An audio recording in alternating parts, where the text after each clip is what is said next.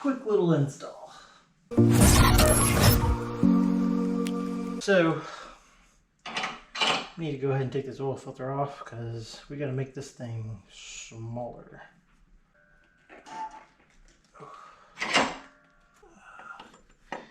So now I've got 3 bolts to stab. Myself an easier time tightening this guy.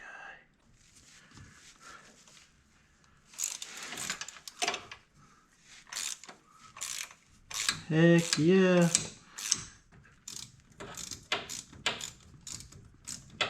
Then one last one.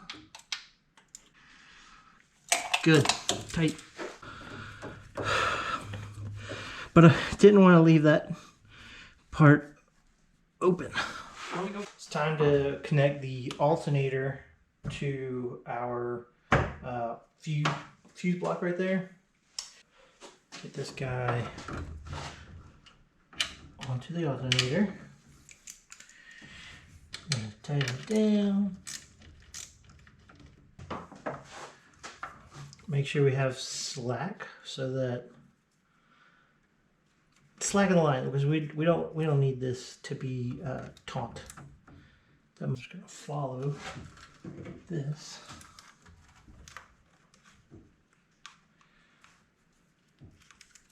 Put another guy right here.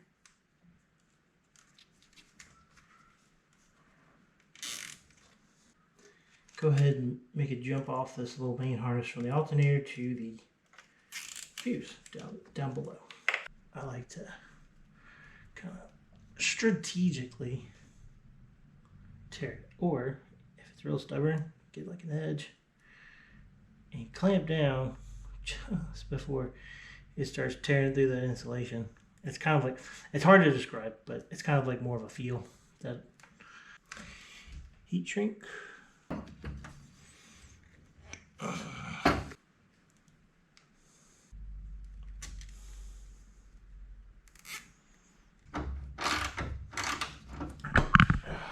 So now we have our alternator wired up. Here's the power wire. It's going to go back to the 200 amp fuse to then recharge our system. And then we have another 150 amp fuse that will pull power from our little power block here. And that way it keeps things safe. It's fused off, and we're gonna do our best to avoid fires, you know. So that way this guy isn't going to, you know, over or send more current than the sized wire is able to handle. Time to hook up the coolant temp and the oil pressure sending unit. So we got plenty of line to reach down there. Just gotta go ahead and strip and wire it all up. So I'm using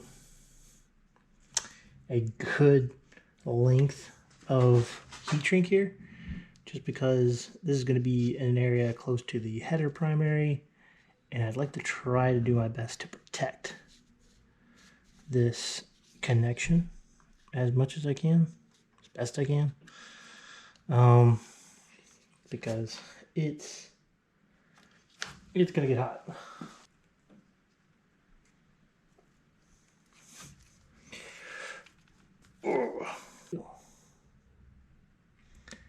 So reach down here. So that's the oil. So I would like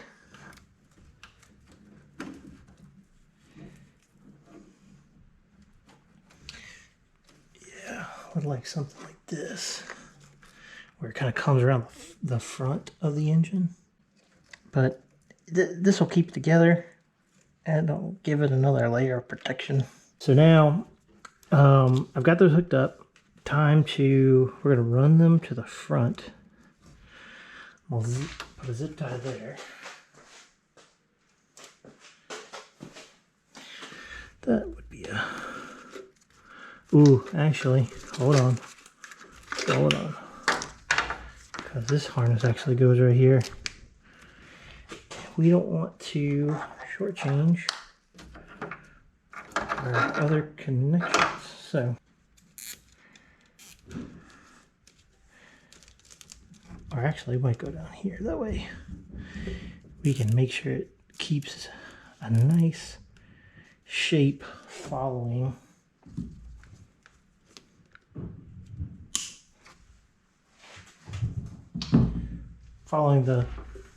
the engine harness.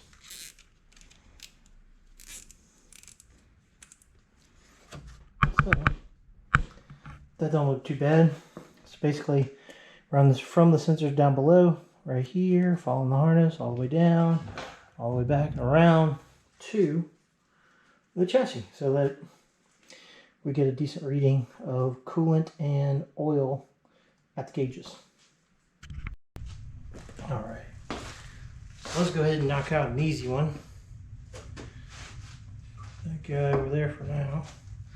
Let's go ahead and connect the motor harness back to the Ford control pack. Gonna go up and under right here. There we go. We'll connect back to the brand new operation.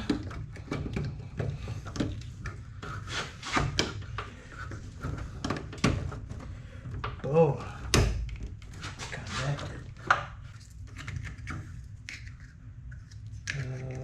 This goes like this.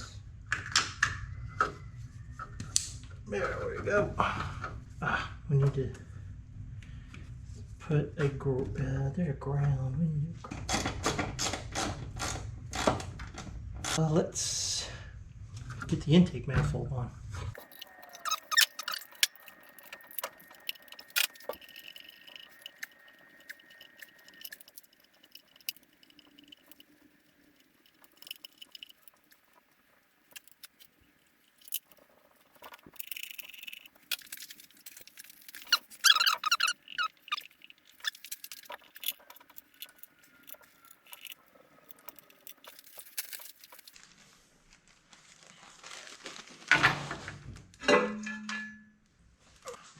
Because that little heater hose crossover is a little pain in the ass to take that off.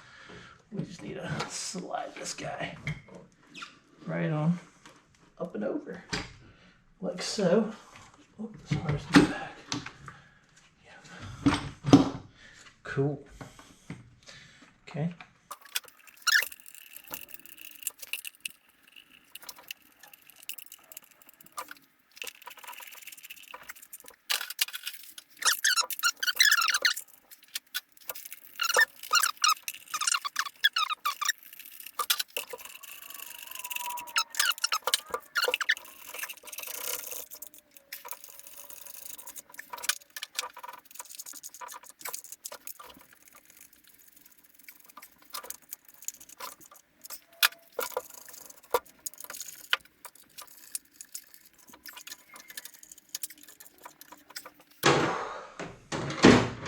All right. Go ahead and put our catch can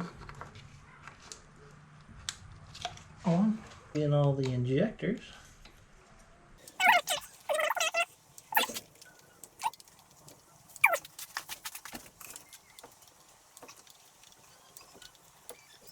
All right. Nothing gets plugged in the back. There's no pinched wires. That I can see. Yep, no pinched wires. Perfect. This is the right side. And I think this is the left side.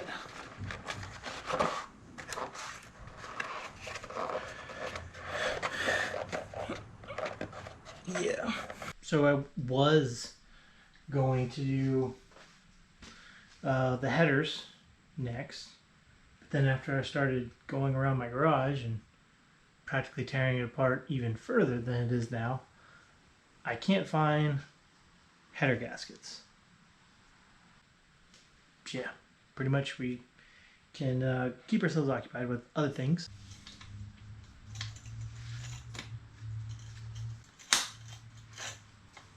Install the shifter.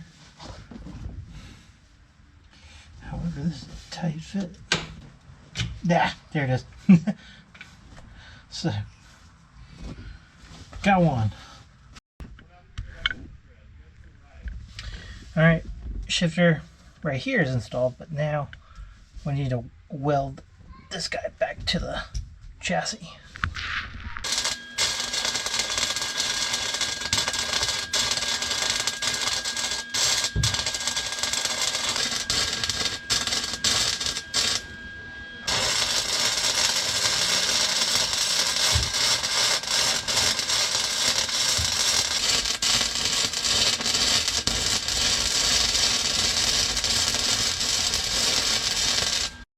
Alright, so the shifter is now installed. Nice and, oh jeez, I wasn't here. But yeah, oh yeah, I felt nice and sturdy. So for this weekend, we've got a ton of progress made on the Mustang. I was able to get the shifter back in, the motor back in, the transmission back in, the wiring complete. Yeah, so we're doing pretty good. I need to finish off the transmission tunnel. Need to throw on the drive shaft. I don't know why I didn't think to probably do that earlier. It would have been just easy to just put it right on, but it's kind of late, and I have work and back to the old 9 to 5. You know, but hey, at least we're just that much closer to getting this car finished and running and driving on the road. So what needs to happen for us to crank the car is need to go ahead and get the bad fuel out of the fuel tank. I need to get the exhaust header gasket or exhaust manifold gasket from I had ordered a set from Summit Racing because that's the closest and quickest shipping to get to me. So set of some nice manifold gaskets on the way. Got an oil filter because we got to do an oil change, or I guess you could say oil fill. I've got coolant. I've got transmission fluid. So yeah, we're just that close, you know. Header's got to go on.